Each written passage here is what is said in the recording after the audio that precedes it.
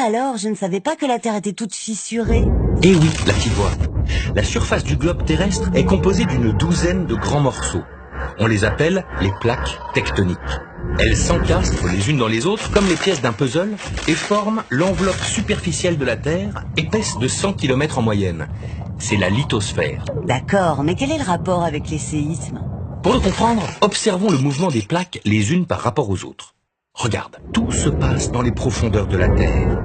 Ici, précisément, dans l'asténosphère, épaisse de 600 km. La chaleur y est très élevée, et les roches sont donc ramollies.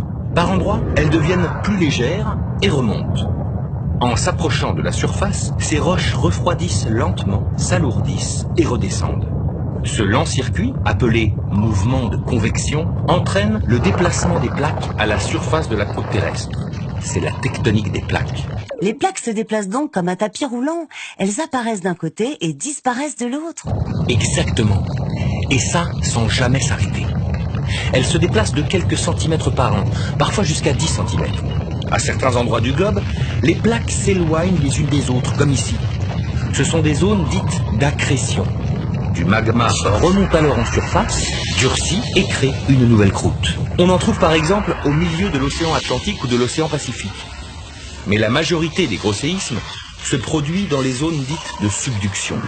Là où par exemple une plaque océanique plus dense et plus lourde glisse sous une plaque continentale. Mais pourquoi ça tremble?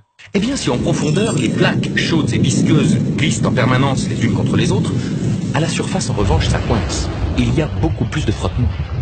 Les roches de la croûte terrestre accumulent donc de l'énergie et se déforment comme un élastique. Quand les tensions sont trop importantes, la plaque atteint un point de rupture et casse brutalement. C'est le tremblement de terre.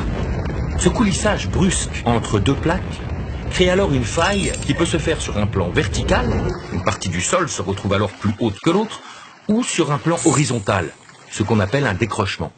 Et parfois, les deux en même temps. Eh ben, il n'y a plus qu'à espérer que ça n'arrive qu'en mer. Détrompe-toi. En cas de séisme sous-marin, le fond océanique peut se déformer sur plusieurs milliers de kilomètres carrés en s'effondrant ou en s'élevant. La masse d'eau située au-dessus se met alors en mouvement. Une série de vagues se crée et gagne en intensité au fur et à mesure qu'elles se rapprochent des côtes. Quand elles atteignent le continent, elles se transforment en tsunamis.